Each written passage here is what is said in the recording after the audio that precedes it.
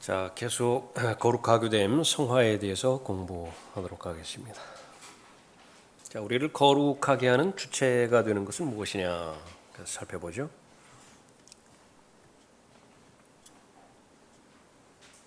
제일 먼저 성화, 거룩하게 되어지는 수단은 성경 자체이다 그랬습니다. 요한복음 17장 17절에서 아버지의 진리로 그들을 거룩하게 하여 주옵소서. 아버지의 말씀은 진리이니이다. 저주받은 세상 가운데서 하나님께서 새로운 창조, 재창조를 하실 때에 말씀으로 시작하셨죠. 빛이 있으라 말씀하셨습니다. 그 부분이 똑같이 구원받은 하나님의 자녀들에게도 고린도후서 4장에서 그대로 적용되어지는데, 이 세상의 신이 믿지 않는 자들의 마음을 어둡게 하여 구원받지 못하게 하죠.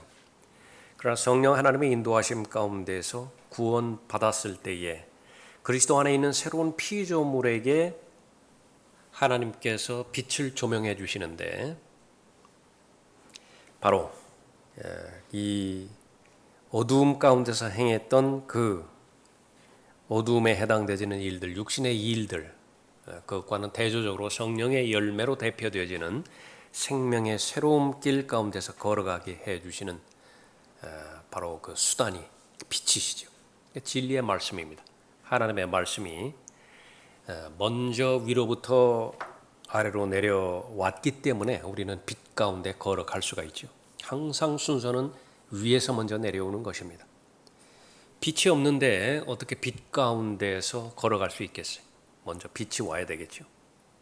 하나님께서 위로부터 은혜를 베풀어 주셔야 그 은혜의 혜택을 누리게 되는 것입니다.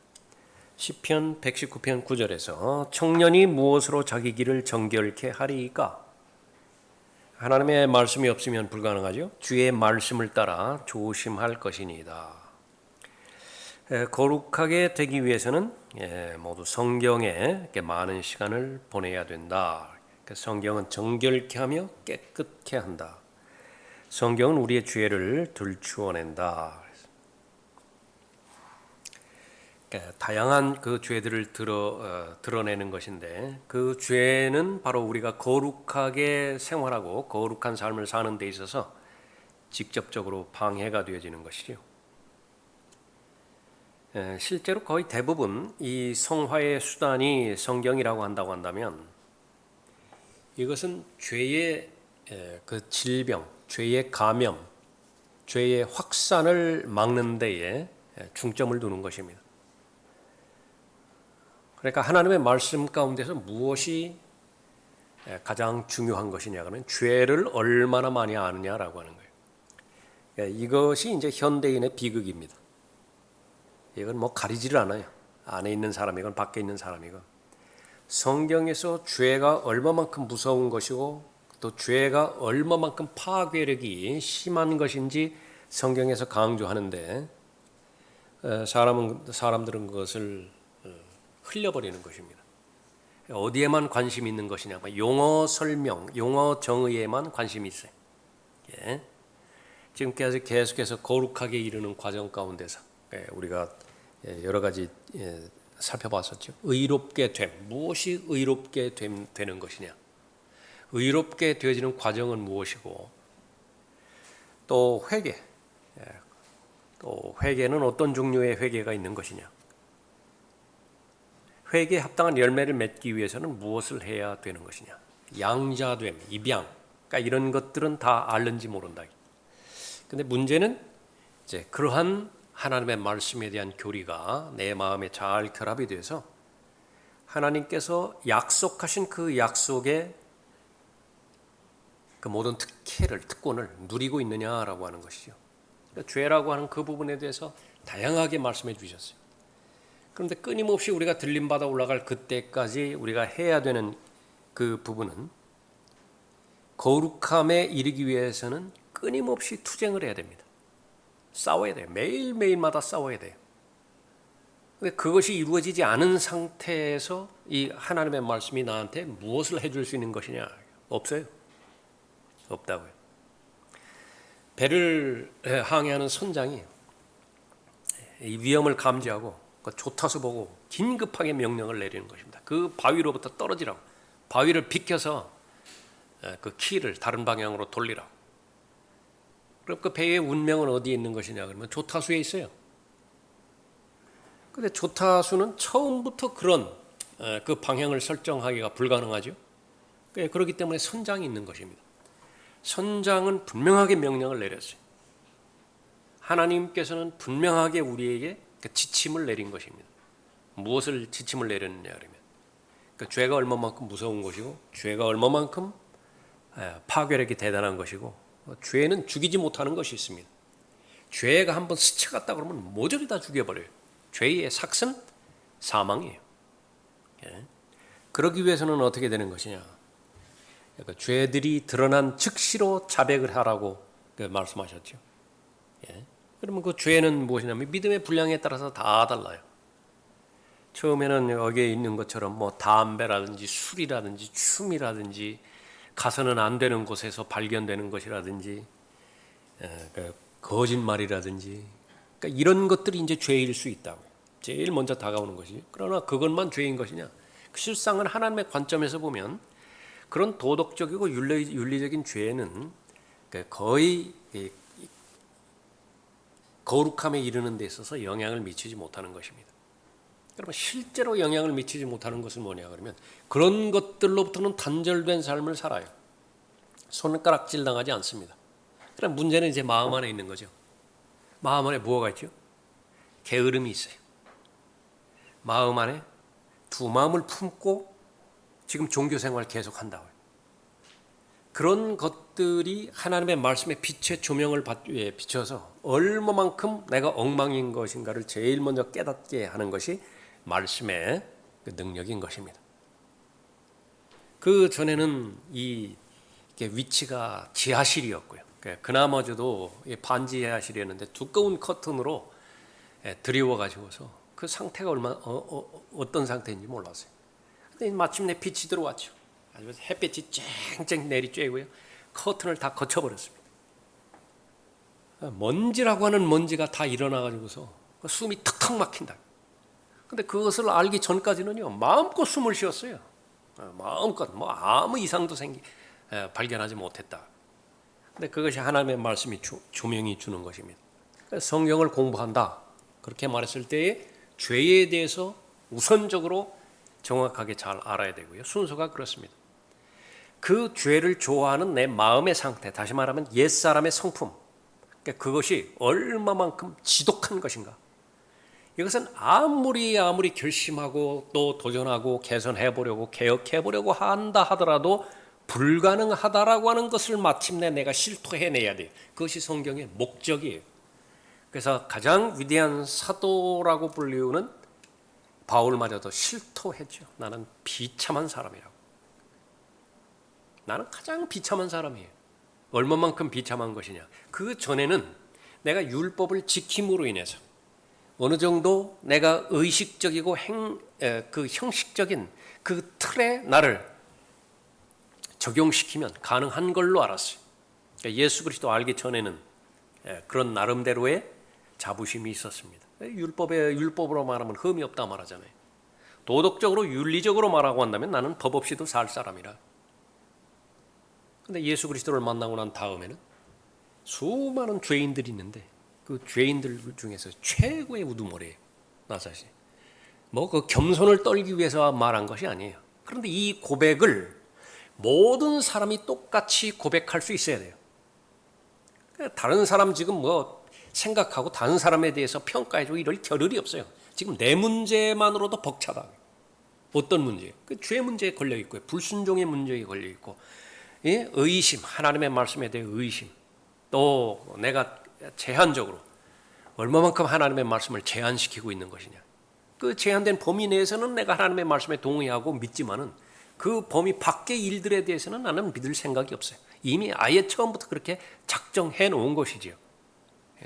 그런 그 모든 부분들을 해결해야 되는 것인데 그것이 바로 내가 거룩하니 너희도 거룩하라고 말씀하셨는데 하나님의 말씀의 능력 없이 어떻게 그것이 가능한 것인가. 예수 그리스도께서 도우시는 외부의 도움 없이 그것이 어떻게 가능한 것이냐? 불가능한 거예요. 그것을 먼저 알아야 되는 것이죠. 죄들을 즉시 자백해야 되고 그 시험과 유혹과 불신, 의심 이런 모든 것들을 나한테 적용시키는 그 대상이 바로 마귀인데 그 마귀에 대해서는 적극적으로 대적하라고 말씀하셨죠. 적극적으로 대적하지 않으면 도망가지 않아요. 물러가지 않는다고. 그렇게 하나님의 말씀을 통해서 내가 알아야 되는 것이죠. 그런데 이 부분들은 우리가 아는 것처럼 영적 전쟁에는 특별한 영역이 없죠. 특별한 시간에만 놓고 싸우는 것이 아니라 그렇기 때문에 우리는 전천후로 대비해야 되는데 그것이 바로 기도가 중단되지 않으면 중단되면 안 된다라는 부분이에요. 그러면 그 기도가 중단되지 않기 위해서는 어떻게 해요? 끊임없이 하나님의 말씀을 내가 읽어야 되죠. 정규적으로 읽어야 됩니다. 정규적으로.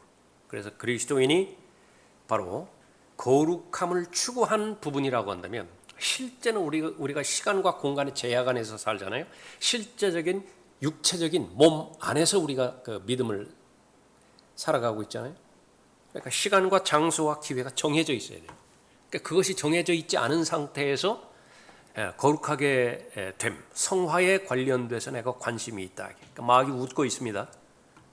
아무리 많이 공부해보라고, 아무리 많이 설교 들어보라고, 이루어지든가. 그것이 지적인 동의에만 만족시켜버리는 것입니다. 지적 유희에 그쳐버리게 되는 것이죠. 실제로 믿을 수 있어야 되는 것입니다.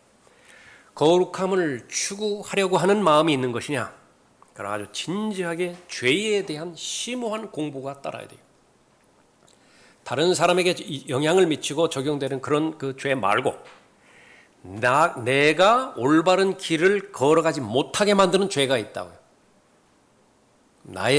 나를 방해하는 죄가 있다. 그 죄를 내가 파헤쳐야 되는 것입니다. 잘 드러나지 않죠. 죄가 무서운 것은요. 죄가 처음에 시작될 때는 분별하지 못해요. 거의 대부분이 죄의 모습을 갖추고 나한테 다가오지 않는 것입니다.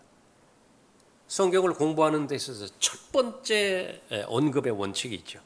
첫 번째 사건이 등장하는 그 부분. 그 부분은 우리에게 대단한 교훈을 주는 것인데, 그러니까 이브가 처음에 그 죄와 맞부닥뜨렸을 때, 그것은 죄로 다가오지 않았다고. 빛의 천사로 가장에서 다가오는 것이죠. 그래서 그 죄가 움직이고 활동하고는 있는 영역은 우리의 마음뿐이거든요.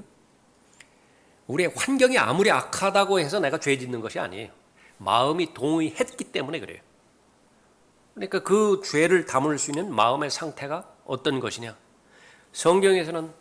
성경에서만이 이 마음을 정확하게 규정하고 있죠. 그러니까 그것을 우리가 잘 알아야 되는 것입니다. 그래서 이 거룩함이라고 하는 것은 하나님이 아니에요. 하나님의 성품이 거룩함이잖아요. 그러니까 얼마나 높습니까? 그 위치가. 그리스도의 충만하심에 장성한 분량에까지 이르게 하는 것 구원의 목적이에요. 진리의 지식에 이르게 하는 것. 그 진리의 목적이 무엇이에요? 진리 자체이신 예수 그리스도와 일치되는 거 아니겠어요? 궁극적으로는 이 거룩하게 됨이 완성될 때에 우리는 예수 그리스도와 일치되는 것입니다. 그러기 위해서는요. 건물이 1층이나 2층짜리 같으면 적당히 파면 돼요. 기초를. 그러나 높이 올라간다. 요즘 100층 이상 짓는 것인데 그 얼마나 깊게 파야 되겠어요? 그 기초를? 마찬가지입니다. 이 얼마만큼 기초가 흔들리지 않는 기초가 되어야 되겠는가? 그러면 그것은 바로 성경을 통해서 죄의 상태가 무엇이고 또 마음의 상태가 어떤 것인지 그것을 잘 알아야 되겠죠. 또 하나는 성화는 피에 의해서 이루어진다라고 말하는 것입니다. 히브리서 13장 12절에서 그런즉 예수께서도 자신의 피로써 사람들을 거룩하게 하시려고 성문 밖에서 고난을 받으셨느니라. 무엇 때문에 고난을 받으셨다고요? 거룩하게 하시려고. 우리가 공부하는 주제예요. 죄의 페널티, 형벌로부터 거룩하게 되어지는 것부터 시작해서 이제 문제는 구원받은 하나님의 자녀에게 해당되지는 것은 죄의 파워, 능력이죠. 죄의 권세라고 해요. 죄의 힘이라고 해요. 그 부분은 죄로부터 완전히 우리가 자유로워질 때, 다시 말하면 죄의 존재로부터 우리가 자유로워질 그때까지는 끊임없이 싸워야 되는 그런 영역이죠. 죄의 능력이라고 해요. 죄의 권세. 그 부분으로부터 우리가 자유로워져야 되는데, 그것이 진정한 자유로움 가운데 있는 것인데, 그 목적으로, 그것을 가능하게 해줄 목적으로 성문 밖에서 고난받으셨어요. 예수님께서 피 흘리신 것이죠. 그래서 처음부터 그리스도인의 삶은 예수 그리스도의 보혈을 신뢰함으로 인해서 그리스도 안에 들어오게 되었고, 거기서 중단되는 것이 아니라, 예수 그리스도의 보혈은 그것으로 다 끝난 것이 아니라, 효력을 끝난 것이 아니라 이제부터예요. 이제부터 얼마만큼 예수 그리스도의 보혈을 더 잘 적용시킬 것이냐, 그 사람이 이제 강한 사람이 되는 거예요. 피밖에 없어요. 피밖에. 그래서 끊임없이 매일매일마다 십자가를 적용해야 되는 것인데, 십자가를 적용하기 위해서는 자기를 부인해야 되는 것이죠. 십자가를 제일 싫어하는 것이 육신이니까, 옛사람이니까. 그래서 자기를 부인해야 된다고. 날마다 복명복창해야 돼. 무엇을 복명복창해야 되는 것이야? 나는 죽었다. 나는 죽었다. 나는 죽었다. 그러니까 옛사람은 죽은 거예요. 그것으로 여기는 것이 바로 육신의 죄들의 몸을 죽이는 것이고, 끊임없이 성령 하나님께 순종하는 것입니다. 그래서 이 예수 그리스도의 보혈을 얼마만큼 잘 적용하고 얼마만큼 자주 자신을 예수 그리스도의 피에 담글 수 있는 것이냐, 하나도 남겨놓으면 안 돼요. 한 영역도 남겨놓으면 안 된다. 만약에 아킬레스 건 하나만 남겨놨다 그러면 마귀는 집요하게 불붙은 화살을 그곳에로만 집중해서 쏘아대는 것입니다. 다른 부분에 있어서는 잘 되다가 그 부분만 건드리면 왕창 무너져 버려요. 아무 일도 하지 못해요. 그러니까 마귀는 그 사실을 알기 때문에 그냥 내버려 둔다고요. 그냥 내버려 둔다. 결정적인 순간에 거기에 화살을 쏘아버려서 쓰러뜨려 버리는 것이죠. 무너짐이 크죠. 그렇기 때문에, 그래서 예수 그리스도의 보혈을 신뢰할 수 있어야 되는 것입니다. 믿을 수 있어야 되겠죠. 그 다음에 이제 징계로 거룩하게 된다 그랬습니다. 히브리서 12장 10절에서 그들은 정녕 자기들이 옳다고 생각한 대로 며칠 동안 우리를 징계하였지만 하나님께서는 우리의 유익을 위하시고 또 우리로 그분의 거룩하심에 참여자들이 되도록 하시느니라. 우리 유익을 위해서 징계하는 것이. 벌은 다르죠. 벌은 다분히 아주 이 보복의 심리가 더 짙하게 깔린 말이에요. 벌 받는 것이 아니에요. 벌 받는 것이 아니라 그리스도인은 징계를 받는 것입니다. 징계. 이것은 훈련이고 훈육이고요. 주의 이 교훈과 훈계로 양육받는 것이에요. 그것이 징계인데 목적은 무엇이에요? 그 유익의 그 목적은 거룩하심의 참여자들. 분명히 우리가 거듭난 것은 썩지 않을 씨로 거듭났어요. 하나님의 말씀으로 거듭났습니다. 예수 그리스도로 말미암아서 거듭났죠. 예수 그리스도 안에는 거룩함을 포함한 모든 것이 다 담겨져 있어요. 그것이 자기 때에 적절한 환경을 통해서 성장을 해야 되고 성숙을 해야 됩니다. 그래서 그 씨앗의 코아가 핵심이 겉껍질을 깨고 나와야 되죠. 그 겉껍질이 육신이에요. 그러니까 육신이 버젓이 살아있는 한 분명히 무한한 가능성이 내 안에 있지만은요, 겉껍질이 한계에 갇혀버리는 거예요. 근데 어느 날 그 겉껍질이 이제 깨져버리게 되죠. 그러면은 무한한 생명력이 땅을 뚫고 올라오는 거예요. 환경은 아무 상관이 없어요. 바위라도 뚫고 올라온다. 바위 틈새로 뚫고 올라오는 소나무 봤죠? 그 산에 올라가시다가. 예. 그것이 이제 자기 때가 되어지면 열매를 맺게 되어지는 것입니다. 그런데 그러한 하나님의 성품이 그 안에 있는데, 하나님의 본성이 그 안에 있는 것인데 죄가 계속 가로막아요. 다양한 형태의 죄가 거룩함에 이르지 못하도록 가로막는다. 그러면 하나님께서 이제 직접적으로 손을 보셔야만 되는 때라고 결정하실 때가 있습니다. 스스로는 안 돼요. 여러 번 기회를 줬습니다. 스스로 판단하라고, 스스로 자신을 성찰하라고. 그래서 지금까지 하나님의 말씀 가운데서 가르쳐 주셨던 죄의 자백에 대한 교리를 적용하고 보혈에 대한 교리를 적용하라고 그렇게 기회를 줬는데 안 해요. 하나님께서 이제 직접 손을 대십니다. 왜 그렇죠? 사랑하기 때문에. 그렇게 함으로 인해서 거룩함의 참여자들이 되도록 그렇게 하신다 말씀하십니다. 조금 전에 살펴봤던 것처럼 이 하나님의 말씀이 내 안에 비쳤을 때 내가 얼마만큼 불가능한 죄인인 것인가 그것을 보여주었는데, 그렇다고 한다면 이제 빛으로 나가기만 하면 되죠. 어떤 이유에선가 빛으로 나가기를 거부한 거예요. 그럼 하나님께서 이 징계를 통해서 거룩하게 해주는 것입니다. 그 징계에 이제 올바로 반응하게 되는 사람이라든지 아니면 하나님의 말씀에 순종하게 되는 사람, 그 자신의 바로 순종을 통해서 거룩하게 되어지는 것이 네 번째입니다. 하나님께 자신을 드림으로 거룩하게 된다. 로마서 6장 19절이죠. 너희의 육신이 연약함으로 내가 사람의 방식대로 말하노니 전에는 너희가 너희 지체를 부정과 불법의 종으로 내어주어 불법에 이른 것 같이 이제는 너희 지체를 의의 종으로 들여 거룩함에 이르라. 우리가 이제 거룩하게 됨이라고 하는 이 부분을 공부하는 과정 가운데서 왜 죄와 단절되어지는 것인가, 악한 습관과 나쁜 습관으로부터 우리가 왜 자유로워져야 되는 것인가, 목표를 한 단계 더 위에 설정하는 거예요. 거룩하게 되기 위해서. 거룩함. 너희 지체를 의의 종으로 들여 거룩함에 이르라 말씀하셨죠. 거룩함에 이르라. 그러니까 이렇게 해야 구원받는다 그 말은 아니에요. 이미 예수 그리스도의 보혈을 신뢰했을 때에 나는 구원을 받았습니다. 그 구원받은 거룩하게 된 하나님의 백성이 이제 매일매일마다 죄와 싸워서 이겨야 되는 것인데, 그 첫 번째 비결은 자신을 하나님 앞에 드리는 것입니다. 자신을 하나님 앞에 드린다라고 하는 것은 뭐냐면 그 제일 먼저 여기는 거죠. 내 육신이 십자가에서 예수 그리스도와 함께 죽었다라고 하는 사실을 인정하는 것입니다. 그것부터 시작해서 최종적으로 계속 그것만 반복하는 것이 아니라 최종적으로 열매를 맺기 위해서는 내 몸을, 지체를 하나님 앞에 드리는 것입니다. 적극적으로.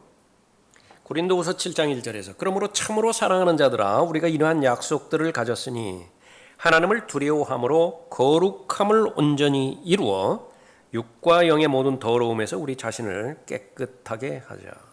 하나님께서 쓰시는 사람은 깨끗하게 되는 사람입니다. 이왕이면 금으로 만든 그릇이면 좋아요. 이왕이면 은으로 만든 그릇이었으면 좋겠다. 그러나 하나님의 소관이에요. 그러나 흙으로 만들어진 질그릇이라 하더라도 깨끗하게 할 수 있어요. 하나님께서 쓰시는 사람은 깨끗하게 되어지는 사람입니다. 거룩함을 추구하는 사람이죠. 그러니까 그렇게 되어지면 바로 거룩함에 이르게 되어지는 것인데, 고린도후서 7장 1절 말씀이 바로 그 부분이죠. 이 말씀에 따르면 우리 스스로도 성화의 도구가 될 수 있다. 근데 이거 이제 될 수도 있다라고 하는 것인데, 이거는 될 수도 있다 그 말이 아니라 되어야 된다, 그렇게 그쪽으로 강해야 됩니다. 아까 선장과 조타수 예 들었죠? 똑같아요. 하나님께서는 하나님의 하셔야 될 일들을 다 마련해 놓으셨습니다. 그 다음부터는 이제는 우리에게 초청하는 것입니다. 내가 거룩하니 너희도 거룩하라. 거룩할 수 있는 모든 여건은 다 마련해 놓으셨어요. 문제는 걸어 나가기만 하면 돼요. 빛으로 걸어 나가기만 하면 된다. 어쩔 수 없이 내가 죄를 지을 수밖에 없는 연약한 존재이기 때문에 나는 죄를 지을 수밖에 없다.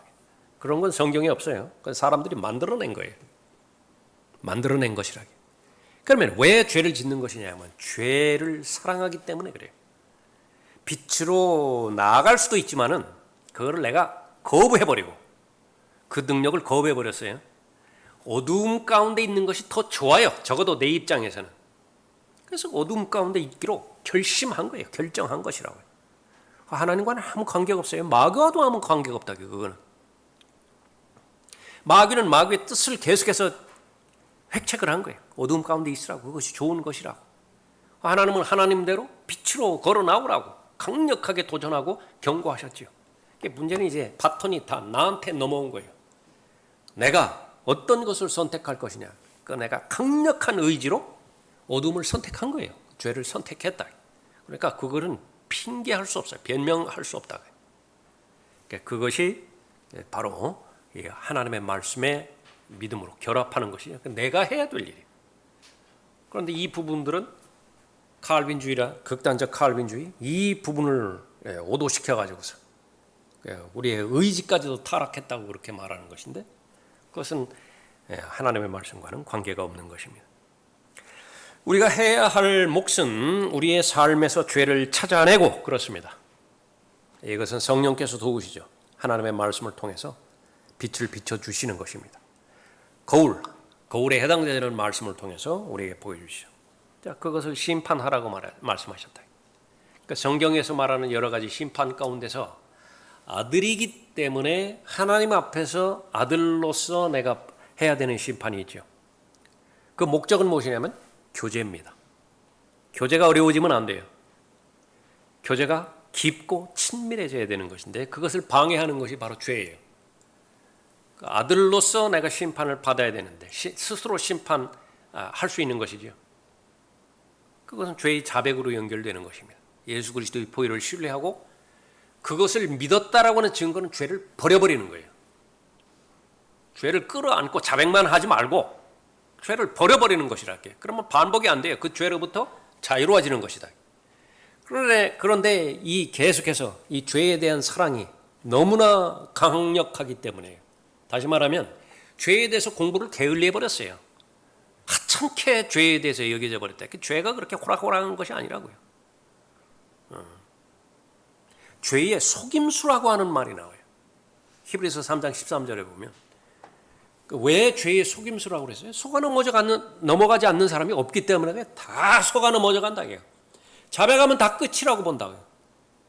그렇게 속이는 사람도 있어요. 죄에 대해서 동의하고 하나님의 관점에서 죄를 바라볼 수 있는 그 안목을 내가 받아들여서 자백하고 예수 그리스도의 보혈을 신뢰한다. 그 다음에 잊지 않는 거예요. 무엇을 잊지 않는 것이죠? 어느 때 내가 그 죄에 걸려들었던가? 어느 때에 그 죄의 노예가 되었던 것인가? 잊지 않는 거예요. 그 문맥을. 어떤 사람이 그러겠어요?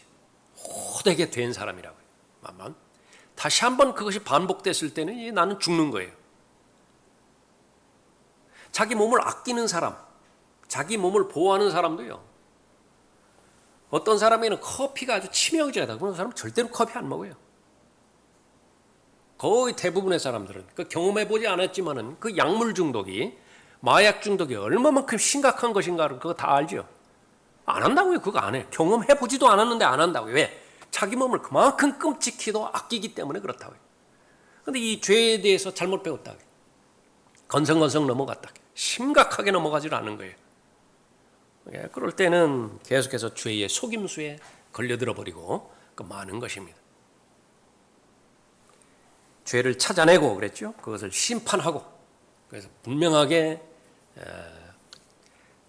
자백하고 죄를 버리고 그다음 던져버리고 그렇죠. 그 다음에 우리를 깨끗게 하여 하나님의 약속들과 거룩한 말씀을 받을 수 있도록 해야 된다. 이러한 삶이 계속 진행되면 이제 어떻게 돼요? 우리는 하나님으로부터 쓰임 받을 수 있죠. 우리를 정결하게만 한다. 그것은 아주 소극적 의미에서의 만족을 줄 뿐이에요. 그릇은 만든 목적이 있잖아요. 깨끗하게만 한다. 깨끗하게만 한다. 반만 이루어졌어요. 담아야죠. 음식을 담아야지. 그러니까 그것이 만든 목적이라고요. 우리는 믿음으로 말미암아 은혜로 구원받았어요. 하나님께서 우리를 걸작품이라고 말씀해 주셨다. 그럼 무엇을 위한 걸작품이요? 모든 선을 위해서 철저히 구비되도록 우리가 그렇게 했다. 그러면은 그것은 바로 담을 수 있는 부분이어야 되는데 하나님으로부터 쓰임 받는 것이죠. 거룩하게 됨의 목적이 바로 그 부분입니다. 하나님의 자녀는 매일 예수 그리스도를 자신의 거룩함으로 소유해야 된다. 우리는 매일 그분의 거룩하심, 그분의 믿음, 그분의 사랑, 그분의 은혜가 우리 것임을 선포해야 한다. 실제로 마귀와 하나님과의 싸움, 그것은 시인에 달려 있습니다. 우리가 죄를 짓는 것은 육신을 시인하는 것이고요. 그러나 하나님께서는 예수 그리스도를 시인하기를 원하시는 것이죠. 갈라디아서 2장 20절에 근거해서 보면 내가 예수 그리스도를 시인하면 이겨요. 내가 육신을 신뢰하면 이긴다. 그러니까 예수 그리스도를 신뢰하고 시인하는 그건 훈련은 날마다 반복이 돼야 돼요. 그래서 가장 좋은 것은 소리 내어 하나님의 말씀을 읽는 것이에요. 형식만 그렇게 하는 것이 아니라 내가 말씀을 듣고 내가 한 말을 내 귀로 듣는 거예요. 예? 믿음은 들음에서 납니다. 믿음은 들음에서. 아무리 무슨 이 미디어가 발전을 하고 이게 또 온라인이니 뭐니 막 이렇게 한다 하더라도 1차적으로 설교를 들어야 돼요. 그러니까 그것은 다른 것과 대체시킬 방법이 없습니다. 대체할 방. 다른 것들은 차선이고 차차선이에요. 하면 좋다고요. 하면 좋아. 그러니까 마찬가지로 내 입에서 나오는 말씀을 내가 듣는 것은 대단히 훌륭한 것입니다. 거리에서 설교를 한다. 매번마다 똑같은 상황은 아닙니다. 어느 때는요, 하기 싫은 때도 있어요. 기도했는데도 마음이 회복되지 않은 때도 있어요. 그럼에도 해요. 그것이 성숙한 그리스도인이죠. 해야 하기 때문에 하는 거예요. 그런데 놀라운 것은 무엇입니까? 중간에 이제 마음의 변화가 일어나는 거예요. 마음의 변화가. 그것은 내 의지로, 내 느낌으로, 내 경험으로 변화시킬 수 있는 부분이 아니에요. 내가 말씀을 선포했더니 그 하나님의 말씀은 절대 진리 아니겠어요? 다른 모든 말씀도 마찬가지인데 그 설교자의 설교 가운데서 예수 그리스도의 보혈이 선포가 되어지잖아요. 하나님의 은혜가 선포가 되어지잖아요. 예수 그리스도의 십자가에서 시판과 저주가 바로 나를 대체한 것이라고 내가 선언하잖아요. 다 나한테 하는 말이라고요. 다시 불이 붙기 시작하는 것입니다. 내 마음의 열정이. 그것과 똑같은 것입니다. 선포하는 것이라. 내가 하나님의 말씀을 읽고 묵상하고. 거룩한 생활의 비결은 훌륭하고 멋진 인생이 아니다. 하나님께서 원하시는 그리스도인의 삶, 그것은 평온한 생활이 아니죠. 안정된 생활이 아니죠. 무엇입니까? 거룩한 생활이에요. 능력 있는 생활이라고. 열매 맺는 생활이라고. 대표적인 사람이 사도 바울의 삶을 보면 알게 될 텐데 온전하게 하나님 앞에 헌신하고 하나님 앞에 온전하게 드려진 바울의 생은요. 우리가 좀 이렇게 아닌 것 같다고요. 그 삶을 살펴보면 아닌 것 같다. 그렇게 수고한 사도가 그 노구에 지친 몸을 이끌고 로마 감옥에 지금 갇혀 있어요. 무슨 인권이 있겠어요, 거기에. 거기서도 염려, 그것은 막 그치지를 않아요. 어떤 염려들이죠? 하나님의 사람들에 대한, 하나님의 피로 사신 지역 교회에 대한 염려가 그치지가 않아요. 그럼에도 불구하고 사도 바울의 마음은 어떠한 세상의 공격이요, 그 마음을 파괴시킬 수 없습니다. 마귀가 어떠한 공격을 한다 하더라도 하나님께서 전해주신 그 믿음을 도둑질해 갈 수 없어요. 자기가 그 모든 것을 다 배운 사람이라고 고백하죠. 겉으로 볼 때의 안정적인 삶, 부유한 삶, 풍요로운 삶, 거기 가운데서도 내가 만족할 줄 알고요. 다시 말하면 하나님 배반하지 않는다 그 말이에요. 하나님이 사랑해가지고 하나님께서 은혜를 베풀어 주셨는데 건강 주시고 돈 주시고 세상에서 명예까지 얻게 해주셨는데 그런 것들로 하나님 팔아먹지 않는다 그 말이에요. 또 궁핍함 가운데서도 내가 만족하는 법을 배웠죠. 목에 칼이 들어와 보라고요. 내가 예수 그리스도 부인하나. 먹을 것, 심지어 성경까지도 다 빼앗아 가보라고요. 내가 예수 그리스도에 대해 믿음 포기하나. 그러니까 어디에서 주는 거예요? 그 지각을 초월하는 하나님의 평강이 그 바울의 마음을 통제해버렸어요. 다스려버렸다. 세상이 감당을 못해요. 그런 사람 감당을 못한다. 그러한 상태가 되어지면 하나 일관된 마음의 상태가 있는데 전천후감사예요. 어떤 상황이 있든지 감사라고요. 그것은 하나님의 섭리 가운데서 이루어 주신 것이고 우연히 이런 일들이 일어나는 거 아니죠. 그 사람은 바로 거룩함에 이르는 그런 그 상태가 된 것입니다.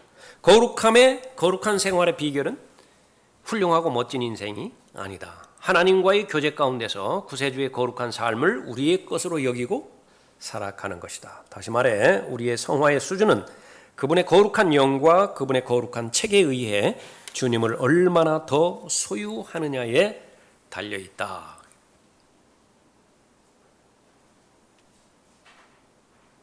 남편을 소유했으면 좋겠죠. 반드시 그래야 되고 자녀를 소유했으면 좋겠어요. 그러한 연장선상에서 하나님을 소유했으면 좋겠습니다. 어떻게 하면 소유할 수 있는 것이냐? 예수님 방법대로만 따르면 돼요. 예수님은 모든 혼들을 다 소유하기를 원하셨어요. 그 방법은 무엇이냐 하면 사랑입니다. 사랑해야 소유해요. 사랑해요. 어떻게 사랑하죠? 세상적인 방법대로 사랑하는 것이 아니라 혼의 관점에서 사랑하는 것입니다. 하나님께서는 사람들을 바라볼 때에 사람의 스펙, 그 스펙에는 영적인 영역도 포함시켜도 돼요. 교회 안에서 얼마만큼 탁월한 능력 있는 사람부터 시작해서 그러지 못한 사람 있으겠어요? 그러나 그것은 사람의 관점이고 하나님의 관점에서 보면 차별이 없어요. 똑같이 예수 그리스도의 보혈로 구원받은 하나님의 자녀들이에요. 똑같은 하나님의 아들들입니다. 그 이상도 아니고 그 이하도 아니에요. 그런 관점에서 자녀들을 사랑할 때에 예수 그리스도는 하나님의 자녀들을 다 소유한 거예요. 마찬가지로 내가 하나님을 소유한다. 그럴 때는 한 가지 방법밖에 없어요. 그 마음으로 하나님을 사랑하면 됩니다. 생각으로, 힘으로, 지성으로 하나님을 사랑하면 하나님을 소유하는 거예요. 다른 사람들도 마찬가지죠. 그 관점에서. 마지막 문장 한번 보십시오. 다시 말해 우리의 성화의 수준은 그분의 거룩한 영과 그분의 거룩한 책에 의해 주님을 얼마나 더 소유하느냐에 달려있다. 주님을 사랑할 때에 주님을 소유할 수 있는 것이죠. 자, 그 다음에는 성화의 시기 봅시다. 성경에 의하면 성화에는 과거, 현재, 미래의 세 가지가 있다. 우리에게는 과거에 즉각적으로 이루어진 성화가 있죠. 고린도전서 6장 11절에서 너희 가운데도 이런 일을 행하였던 자들이 들어있었으나 너희가 주 예수의 이름과 우리 하나님의 영으로 씻음을 받았고 거룩하게 되었으며 의롭게 되었느니라. 예수 그리스도를 구주로 고백했을 때 우리는 단번에 영원토록 거룩하게 된 것이죠. 이것은 의롭게 된 것과 마찬가지입니다. 죄인에게 예수 그리스도의 피가 닿았다. 닿는 순간 의롭게 되는 것이 있습니다. 닿는 순간 거룩하게 된 것이 있습니다. 예수 그리스도의 피가 언제 닿죠? 영접할 때. 예수 그리스도의 보혈의 공로를 믿고 그것이 내게 이루어진 하나님의 은혜임을 믿고 그렇게 영접할 때 깨끗해진 것이죠. 히브리서 10장 10절 거기 나와 있죠. 그 뜻에 따라 한 번 예수 그리스도의 몸을 들이심으로 예수 그리스도의 몸을 들이심으로 이것은 전적으로 하나님께서 행하신 일이에요. 내가 한 거 아니라 예수 그리스도의 몸을 들이심으로 우리가 거룩하게 된 것이라. 제사장마다 매일 서서 섬기며 똑같은 제사를 자주 드리지만 이것으로서는 결코 죄들을 제거할 수 없으나 이분은 한 번의 속죄제를 영원히 드린 후 한 번의 속죄제예요. One offering. 영원히 드린 후 forever. 이것이 바로 핵심이죠. 영원히 드린 후 하나님의 오른편에 앉으셔서 그래서 모든 죄인을 온전하게 한 것입니다. 이것은 단번에 한 번의 사건으로 하나님의 생명책에 자신의 이름이 죄인의 이름이 기록된 것입니다.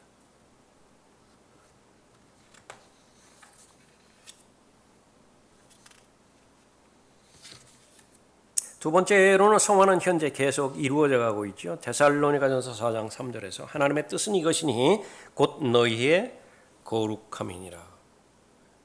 요한복음 17장 17절에서도 아버지의 진리로 그들을 거룩하게 하여 주옵소서. 아버지의 말씀은 진리입니다. 이 성화에 대해서 잘못 가르쳐지는 잘못 가르침, 이 두 가지를 바꿔버리는 것입니다. 하나는 계속 이루어져가는 성화가 있죠. 계속 이루어져가는 성화가 있습니다. 구원받기 이전에는 내 안에 새 사람이 없어요. 옛사람만 있죠. 옛사람의 행위는 하나님께서는 일절 고려하지도 않습니다. 그러나 새 사람은 성령 하나님의 사람이기 때문에 선을 위한 행위가 하나님 앞에 받아들여져요. 그래서 매일매일마다 죄와 싸워서 이길 수 있는 그런 여건이 되어지는 거죠. 그래서 성장입니다. 점차적으로 두려움과 떨림 가운데서 구원을 이루어가는 것인데 그것이 이루어져가는 성화예요. 그것을 구원에 갖다 맞춰버린다고요. 그래서 삶 가운데서 그리스도인의 삶 가운데서 성화의 열매가 없다고 한다면 그 사람 구원받은 사람 아니다. 이단이죠. 잘못 가르치는 것이라. 그 다음에 이제 거꾸로 또 적용하는 이단이 있어요. 무엇이냐? 우리의 옛사람의 죄까지도 예수 그리스도의 보혈이 적용되어지는 순간에 다 이루어져 버렸다. 갈보리 십자가에서 구원은 완성된 것이다. 그러니까 더 이상 죄인이라고 하지 말라. 더 이상 자백한다고 하지 말라. 이미 다 이루어진 것이다. 대표로 구원파 같은 교회예요. 그것은 하나님의 말씀을 올바로 나누지 못했기 때문에 이루어지는 것이죠. 분명하게 나눠야 돼요. 분명하게.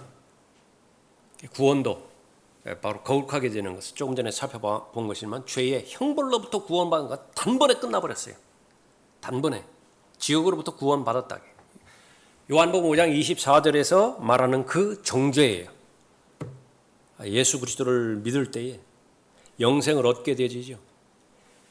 정죄에 이르지 않는다. 그것은 영원한 정죄, 지옥을 말하는 것입니다. 그건 끝나는 것이라. 그러나 로마서 8장 1절에서 말하는 이후에서 말하는 정죄도 있죠. 하나님의 자녀임에도 불구하고 정죄받는 것이 있어요. 언제 정죄받죠? 성령의 생각대로 성령과 동행하기를 고의적으로 거부해버리고 구원 받았음에도 불구하고 육신의 생각대로 육신의 그 방향으로 걸어간다. 그러면 정죄받아요. 그 정죄의 결과는 무엇입니까? 죄의 삭은 사망이에요. 영적인 능력이 죽어버리든지 그 전처럼 탁월한 삶을 살지 못해요.